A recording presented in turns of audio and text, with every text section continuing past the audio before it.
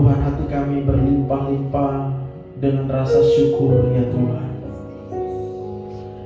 Bukan hanya dengan perkataan kami berkata terima kasih sama Tuhan, tapi biarlah segenap perasaan kami, hati kami Tuhan saat ini sungguh-sungguh dipenuhi dengan rasa syukur kepadamu Tuhan. Bahkan bukan hanya rasa syukur, saat ini kami di tempat ini Tuhan, kami mengagumi betapa besarnya kuasa Tuhan yang harus Engkau nyatakan bagi setiap kami. Setiap manusia yang hidup adalah bukti daripada penyataan kuasa-Mu yang tidak terbatas. Oleh sebab itu Tuhan, kalau mungkin ada di antara kami yang sampai dengan hari ini tidak percaya lagi akan mujizat, saya berkata kepada kita semua, tidak ada satu kuasa pun yang ada di bumi ini yang sanggup memberikan kehidupan bagi setiap manusia. Hanya Tuhan yang sanggup. Oleh sebab itu hati kami kagum dan hormat Tuhan kepadamu. Sungguh-sungguh setiap detik yang kami jalani dalam hidup kami, di sepanjang hidup kami sampai dengan hari ini, itu adalah mujizat Tuhan. Dan kami menyadari Tuhan, tidak ada yang bisa kami buat untuk Tuhan. Tidak ada. Bahkan kami tidak mau tahu akan Tuhan. Bahkan kami tidak pernah mau ingat kalau setiap detik itu adalah pemberian Tuhan. Buat kami itu adalah mujizat Tuhan. Bahkan kami menyangkali kuasa-Mu. Tuhan, pagi ini kami merendahkan diri di hadapan-Mu Tuhan. Biar kiranya Engkau berkenan berbicara bagi setiap kami. Tunjukkan betapa besarnya sayang-Mu buat setiap kami Tuhan. Supaya ketika kami pulang dari tempat ini tidak menjadi hal yang sia-sia, tapi kami pulang dengan membawa pengharapan. Kami pulang dengan membawa damai sejahtera. Kami pulang dengan membawa sukacita. Sebab kami percaya Tuhan, hanya karena Tuhanlah sukacita yang kami miliki itu akan tetap dan kekal sampai selama-lamanya. Terima kasih Bapa yang baik, berbicara bagi setiap kami, urapi hamba-Mu Tuhan. Boleh menyatakan isi hati-Mu di tempat ini, bukan dengan akal logika pikiran manusia semata, tapi hamba berserah kepadamu Tuhan. Engkau pakai pikiran hamba-Mu, Engkau pakai mulut ibu hamba-Mu ini Bapa, hanya menyatakan apa yang menjadi isi hati-Mu, supaya setiap kami akan diberkati di tempat ini. Di dalam nama Tuhan Yesus, semua kita yang percaya bersama-sama kita katakan amin. Boleh berikan tepuk tangan yang paling meriah buat Tuhan. Boleh lebih meriah lagi buat Tuhan. Puji Tuhan. Mari silakan duduk Bapak Ibu yang dikasih Tuhan. Nah, shalom. Selamat hari Minggu. Apa kabarnya Bapak Ibu? Luar biasa ya. Saya percaya kalau kita hidup itu semua hanya karena kasih setia Tuhan. Kalau kita bisa hidup sampai dengan hari ini, itu bukan karena kekuatan kita. Mungkin sebagian akan berkata, tapi saya banyak masalah selama ini.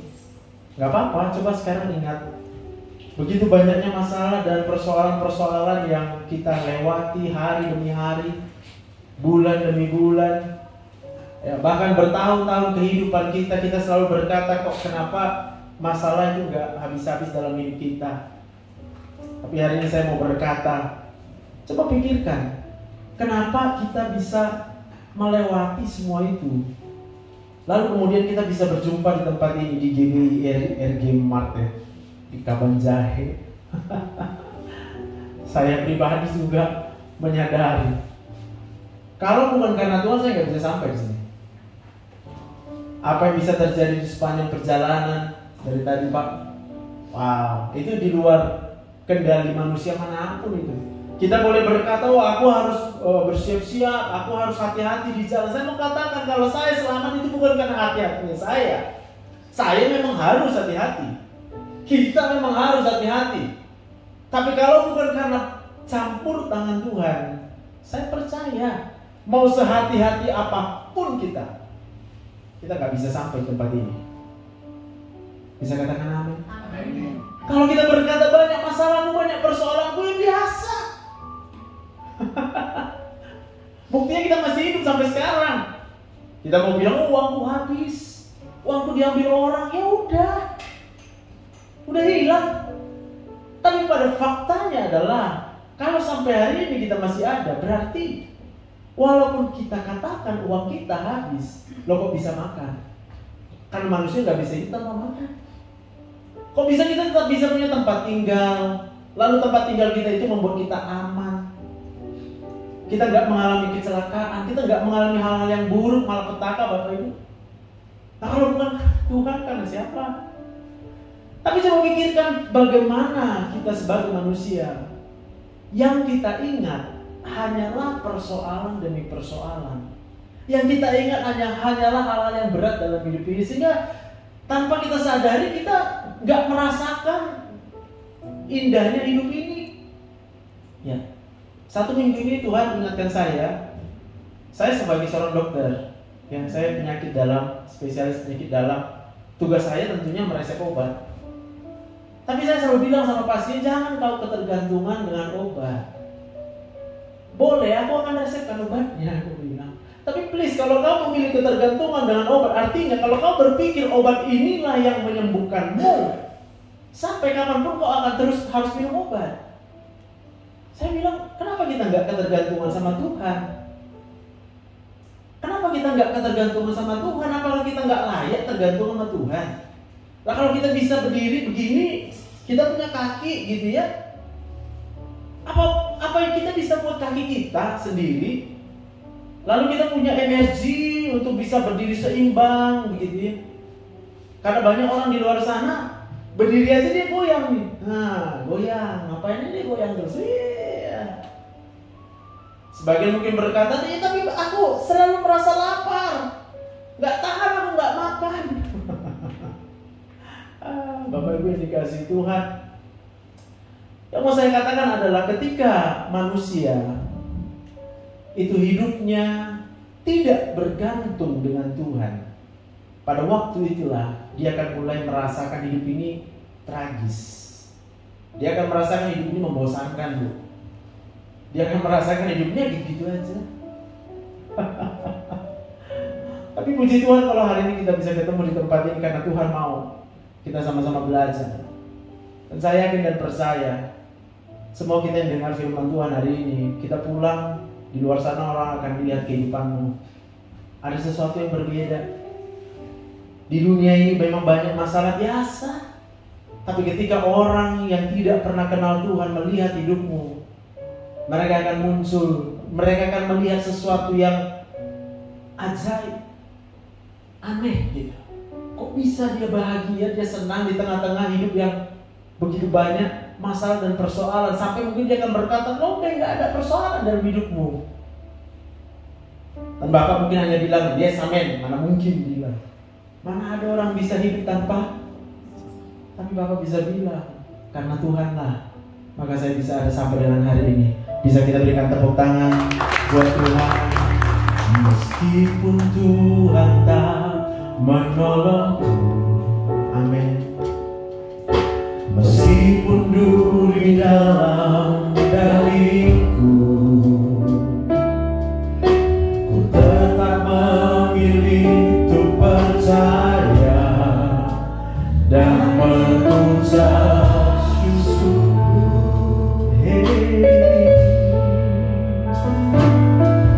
Meskipun doaku tak terjawab,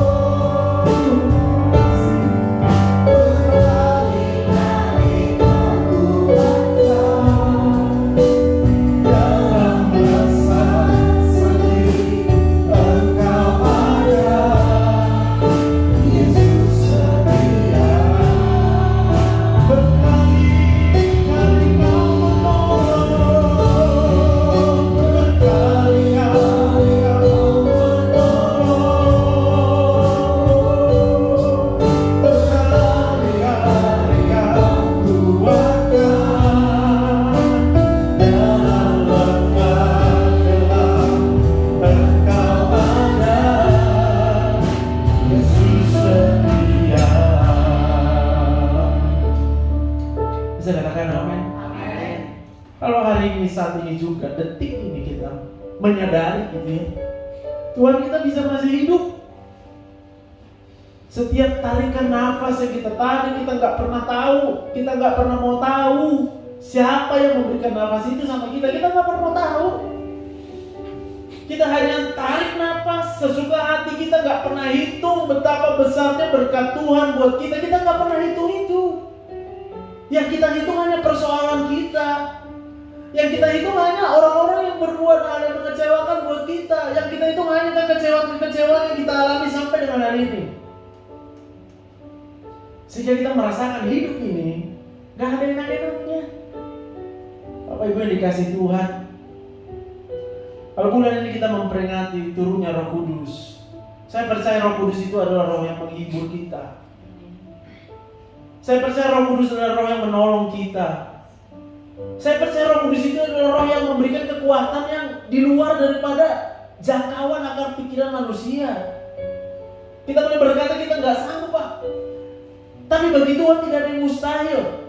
Hanya oleh Roh-Mu, bukan karena kuatku, bukan karena gagahku, tapi kita akan berkata mulai dari hari ini hanya karena Roh-Mu ya Tuhan. Itu yang ada dalam hidup kita. Karena kita nggak bisa hidup kalau bukan karena ada Roh Tuhan dalam hidup kita. Tapi berkali-kali banyak persoalan kita bilang gitu. It's okay. Saya mengatakan berkali-kali pun banyaknya persoalan yang kau hadapi, kalau hari kau ingat Tuhan, itu Tuhan yang melepaskanmu dari persoalan yang berkali-kali dan berkali-kali itu. Buktinya apa? Buktinya kamu masih hidup. Karena manusia tak bisa membuat dirinya hidup sendiri. Buktinya aja. Ada manusia bisa ciptakan oksigen? Tidak ada. Bahkan ketika kita sedang tertidur, kita gak mikir apapun, Tuhan kasih oksigennya. Kita gak pernah minta. Tapi yang luar biasa, Tuhan gak pernah hitung-hitungan. Tidur ya, hitung ya, nanti berapa banyak oksigen yang kasih samamu. Itu baru oksigen, Pak. Nah kalau di sepanjang malam kita tidur, kita gak sadar apa-apa, lalu kemudian kita bangun pagi selamat, apa bukan berarti kita tuh udah dibebaskan Tuhan dari yang jahat gitu? Ada pencuri, ada perampok, ada bencana alam begitu ya Pak ya. Itu siapa yang bebaskan kita? Kita gak pernah mikir. Tapi hari ini saya berdoa supaya kita mulai mikir. Supaya apa? Saya percaya hati yang gembira dan obat yang maju. Kalau kita hanya memikirkan penyakit dan penyakit, sampai kapanpun penyakit itu gak akan bisa lepas dari hidup kita.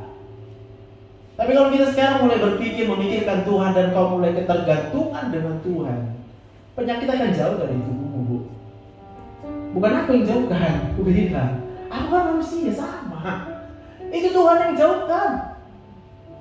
Karena Tuhan yang punya kuasa menentukan hidup kita. Kalau saya bisa hidup berdiri di sini bukan karena saya. Saya boleh aja sih belajar tentang hidup, boleh. Kita kuliah, belajar sel-sel tubuh manusia, kita belajar saraf, kita belajar hormon, kita pelajari semua hal-hal yang terjadi dalam tubuh. Kita pelajari kalau orang sakit itu mengalami apa di dalam tubuh.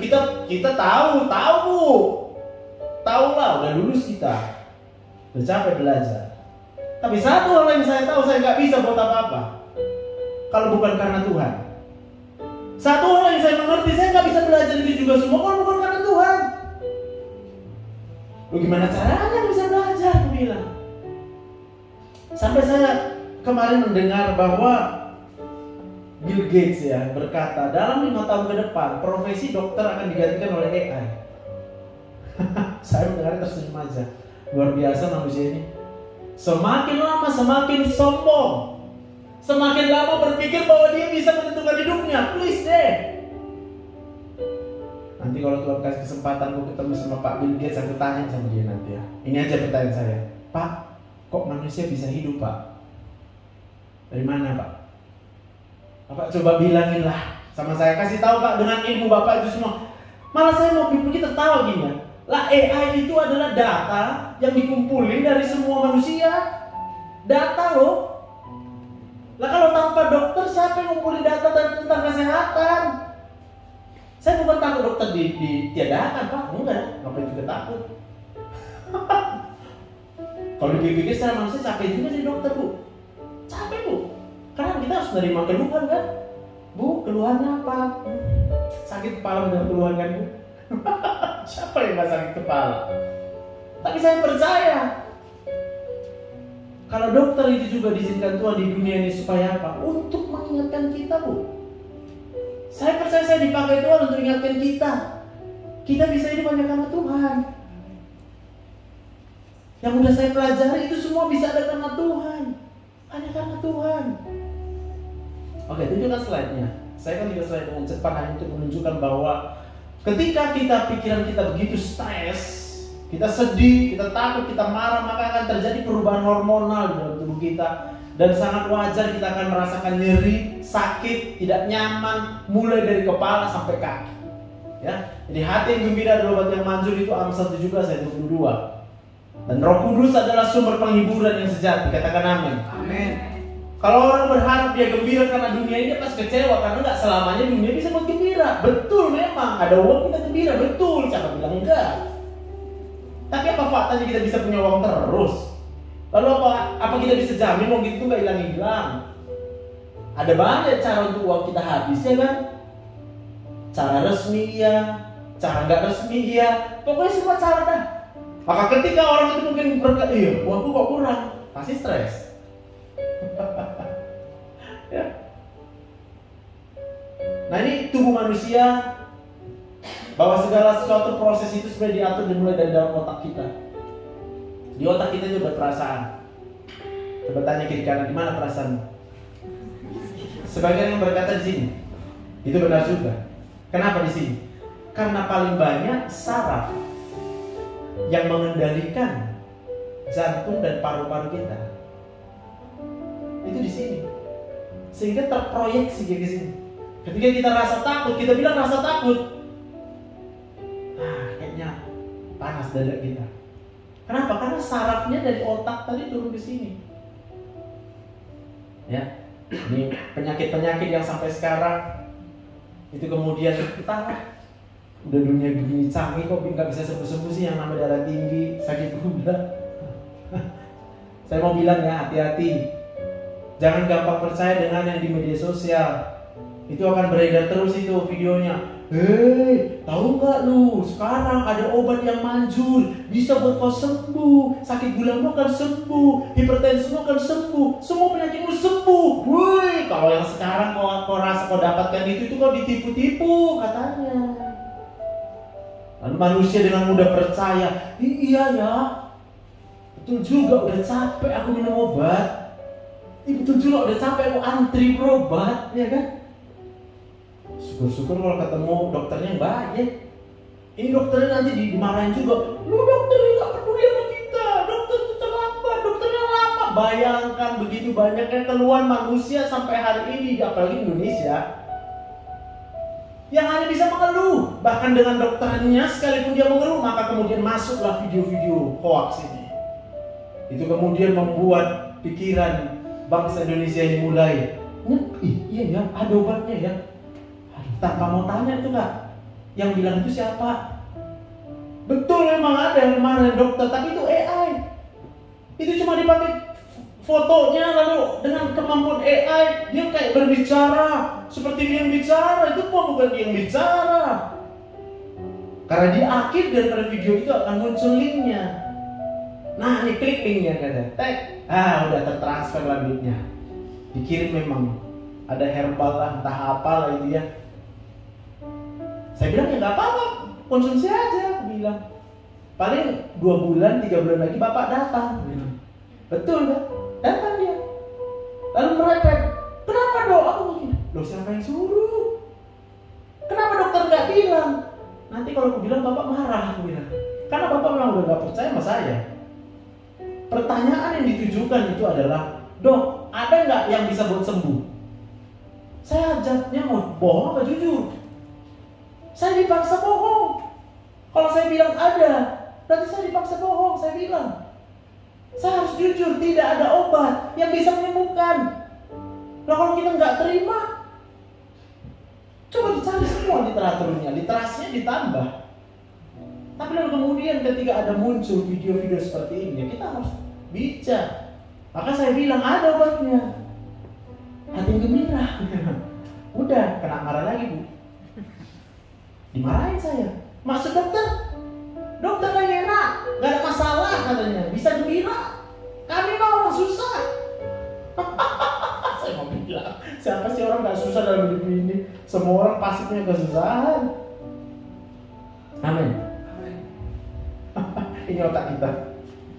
Jadi kalau mau nanya yang mana perasaan yang merah, oke? Disinilah kendali terhadap seluruh organ-organ tubuh yang nggak bisa kita lihat. Kalau ini bisa kita lihat tangan, kaki bisa lihat kan? Nanti yang kendalikan di sini, yang abu-abu. Itu adalah bagian pikiran sadar. Karena memang kita akan kendalikan ini semua secara sadar. Tangan kita lompat itu semua sadar. Tapi buat organ-organ tubuh yang harus bekerja terus-menerus, gak mungkin bisa kita atur jantung. Gak mungkin kita ingat bernapas. Buktinya ada yang ingat bernapas? Mana ada yang ingat bernapas? Gak ada kan? Ingat bernapas? Ingat? Oh ya, berapa kali udah bernapas dari tadi? Mana mungkin? Dia maksudnya ingat Tuhan. Amin. Tepuk tangan untuk Tuhan Yesus. Dia mau bilang itu. Dia mau bilang karena dia ingat dia bernafas, dia sukacita. Tapi dia ingat bahwa kalau bukan Tuhan, nggak ada nafasnya Kak. Amin. Yang dia ingat betapa besarnya kasih Tuhan sehingga dia bisa bernafas. Maka itu adalah bagian yang merah ini yang membuat kita akan terus bernafas. Di situ ada sensor Pak, sensor oksigen. Dia akan sensing berapa kadar oksigen yang masuk di sini. Lalu kemudian ketika oksigen kita itu mulai turun, dia akan suruh kita bernafas tanpa sadar. Tanpa sadar. Sama dengan jantung. Kenapa jantung kita nggak berhenti? Kenapa jantung kita terus bekerja? Karena ada sensornya di sini. Di sini ada sensor tekanan darah. Ketika tekanan darah kita itu kemudian mulai turun, sensornya akan bekerja. Cek. Supaya apa? Ayo pompa. Jangan malas-malas kau jantung gitu. Gak bisa terbayang itu.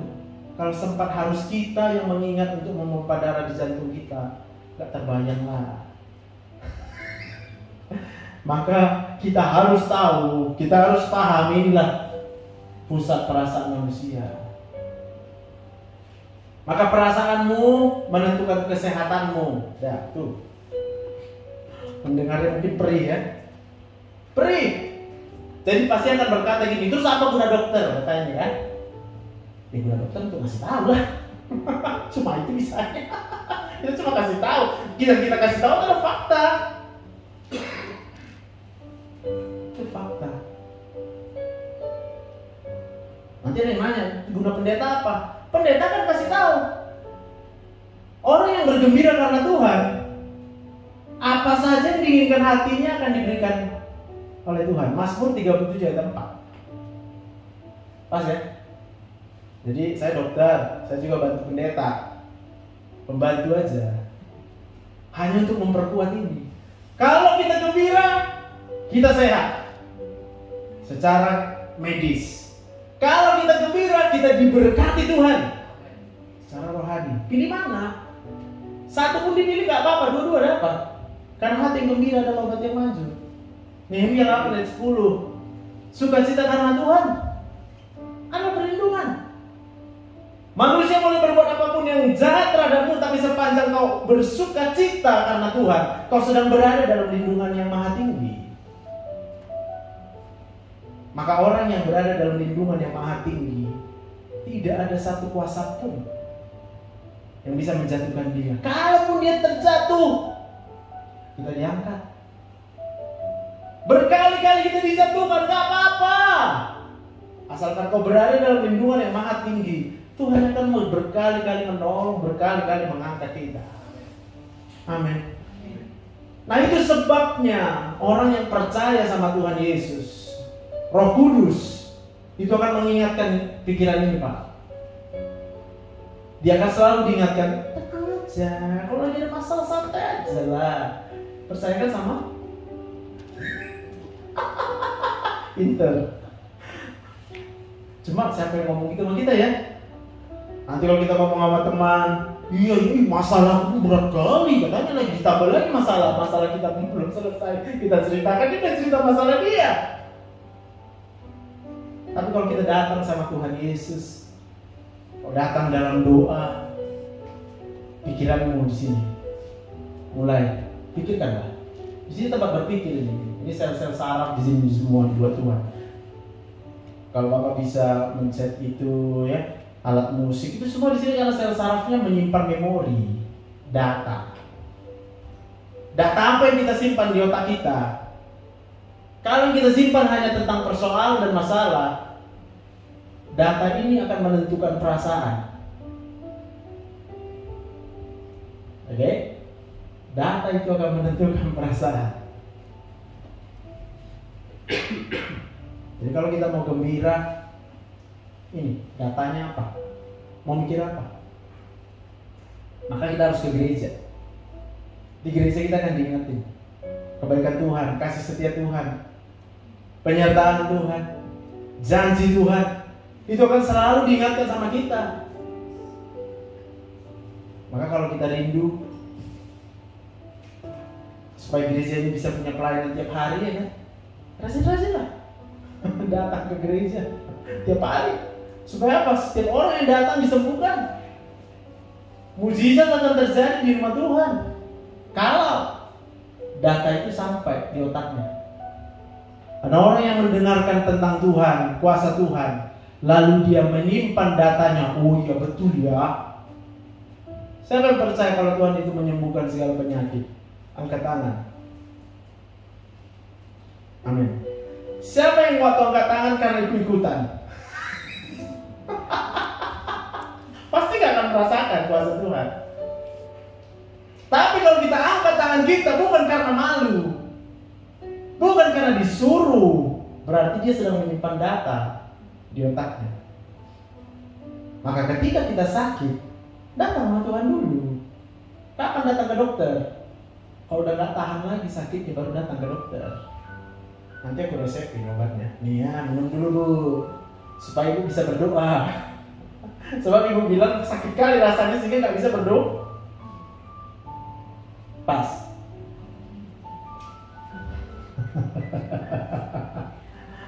Boleh saya berhenti minum obat? Ya boleh lah. Inilah datanya, simpan dulu.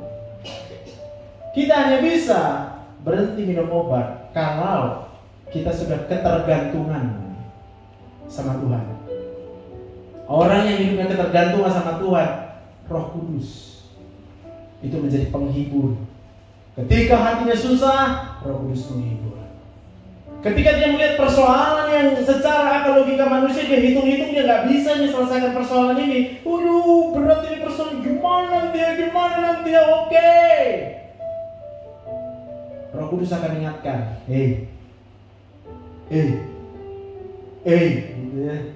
apa? Bagi Tuhan gak ada yang mustahil. Berapa sih persoalan kita dibandingkan dengan kuasa Tuhan yang sudah dinyatakan Tuhan dalam hidup kita setiap detik, every second. Setiap detik yang kita jalani hari-hari ini adalah kuasa Tuhan. Terus kalau persoalannya karena dia kayak gitu, dia orang yang narsis, sudahlah, aku bilang. Kalau dia berbuat jahat sama kita, itu karena dia nggak tahu bahwa kita ini adalah milik kepunyaan Tuhan. Kalau dia berbuat jahat sama kita, ya ingat aja dia berbuat jahat sama Tuhan. Kalau dia berbuat jahat sama Tuhan, ya tahu dong pembalasan itu adalah. Maka Tuhan Yesus bilang kasihlah musuhmu. Tuhan Yesus bilang kalau ditampar pipi kiri, kanan kasih pipi kiri. Diminta jubahmu kalau ada 2 kasih 1, kasih lagi. Kau nggak akan pernah kekurangan. Karena Tuhan, bukan karena saya. Bukan karena diri kita, tapi karena tuh. Maka otak manusia ini harus tiap detik ingat Tuhan, ingat Tuhan.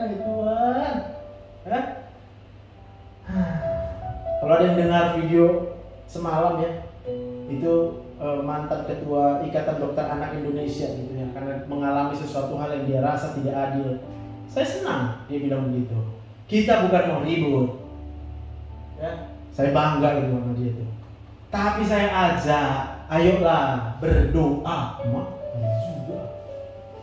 Lalu dia mengatakan, saya mengajak kita berdoa. Kalau secara Muslim dia bilang 20.000 kali istighfar. Ya. Kalau kita berapa? Gak bisa habis lah tiap detik. Setiap detik itu menjadi doa buat kita. Untuk apa? Karena Tuhan itu mendengarkan doa. Roh Kudus itu kemudian akan memberikan jawaban, tuntunan kepada kita. Kalau kita mau setiap detik ingat Tuhan aja. Ya tapi kan kita harus kerja, ya kerjalah bilang. Tapi ingat, kenapa kita bisa kerja? Berapa banyak di sini yang merasa kita bisa kerja hanya karena Tuhan? Angkat tangan yang merasa. Kalau nggak merasa, nanti dengarin lagi khotbah ini. Sudah bisa merasa. Jadi ya itu tadi. Saya selalu bilang gitu. Emang aku ngapain sih di depan ini kok bisa ketawa-ketawa? Aku bilang, kok bisa aku happy-happy? Nggak ada. Yang aku pikirkan ketika aku di sini, aku hanya bicara tentang Tuhan Yesus. Otak manusia, ketika dia mengingat Tuhan Yesus, itu sukacitanya mengalir. Karena apa? Roh Kudus adalah roh penghibur. Jadi kalau ada kita berpikir, aku ingat Tuhan, nanti saya tanya, Tuhan yang mana? Kalau Tuhan Yesus yang kau sembah, kalau Tuhan Yesus yang di kayu salib itu yang kau ingat, sukacitanya itu pasti. Kenapa? Karena Roh Kudus itu adalah roh yang dijanjikan oleh Bapa. Jadi kalau kita lagi sedih sekarang, cepatlah panggil Tuhan Yesus. Tapi kata Tuhan Yesus lah, percayalah, bagi Tuhan tidak ada yang lagu ini senang saya menyanyi ya, meskipun Tuhan tak menolong. Kadang-kadang kita nggak suka cita karena kita pikir apa yang kita doakan, ya. Ada orang gitu, dimarahin juga saya, Bu. Udahlah, berdoanya aku terus dokter, katanya. Macam. Lalu aku bilang, boleh, memang harusnya kita berdoa terus. Tapi dalam berdoa itu kita ngapain? Tanpa sadar, dalam doa yang kita lakukan adalah kita komplain. Kita ngeluh. Kok kayak gini? Satu. Yang kedua, kita ngajarin Tuhan. Tuhan, kayak gini lah buat. Ngapain lu ajarin Tuhan? Emang lu siapa? Kalau kita itu sadar diri ya, kita mana bisa lihat masa depan. Kalau Tuhan bisa Pak? Yakin gak? Yakin. Maka ketika Bapak kemudian berpikir Bapak perlu jalan keluar, yang bisa melihat jalan keluarnya siapa Pak? Apa kemudian Bapak berani bilang sama Tuhan, Tuhan kenapa kau buat kayak gini? Kenapa hidupku kayak gini Tuhan? Saya mau bilang itu semua adalah proses yang Tuhan izinkan dalam hidupmu. Untuk apa? Mengangkatmu. Contoh, apa Tuhan nggak tahu kalau berada di gua singa itu bahaya? Siapa yang percaya kalau Tuhan tahu gua singa itu bahaya? Angkat tangan. Siapa mau di gua singa? Angkat tangan. Ya nggak ada yang mau. Tapi kalau Tuhan yang punya cara untuk menolong kita seringkali adalah melalui cara yang gak bisa kita pahami. Tapi it's okay, kita gak bisa paham, tapi semua dalam kendali Tuhan Yesus. Daniel itu kemudian harus masuk ke gua singa yang gak nyaman. Gimana mau nyaman di tengok singa di situ? Kita gak usah nengok nang. Bayangkan aja sekarang singa. Gak usah 5, gak usah 3, 1 aja di sini. Lari kita kocar kacir. Kalau ada yang nggak lari kocar kacir membayangkan singa, itu karena dia bayangkan Tuhan Yesus. Aku gak akan lari, aku bilang kenapa? Karena aku tahu ada Tuhan Yesus. Daud pernah lari lawan singa, serigala, 2-3 ekor kambing domba yang dia jaga. Dia nggak lari, dia kalahkan serigala katanya. Terus apa Daud dia kalahkan? Dia enggak lah. Dia kalahkan Tuhan. Karena Daud tahu bahwa Tuhan itu bisa mengalahkan semuanya.